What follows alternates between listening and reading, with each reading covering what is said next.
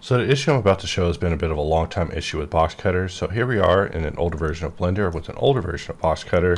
If we press D and we jump over to custom, we can just begin drawing the Boxcutter logo. If I were to begin drawing the logo this way, we see that it still is facing the same direction. If we draw it this way, it's still facing the same direction. And if we draw it this way, it still is facing the same direction. So pretty much no matter how you draw the Boxcutter logo, you're going to draw it correct because it's going to auto flip the normal orientation of the shape in order to ensure that the shape is correct. And so while this works good for not dealing with normals being flipped, it's not so good for actually having good shape control.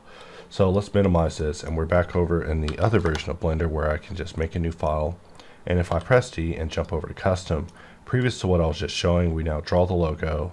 And if we reverse it, we see that the logo reverses, and if we go up, it reverses up, and if it goes to the side, it reverses accordingly. So this gives a lot more flexibility whenever it comes to drawing shapes, requiring users to not even have to press hotkeys in order to flip their shape, but really just to draw direction can dictate the orientation of your shape now whenever it comes to custom cutter.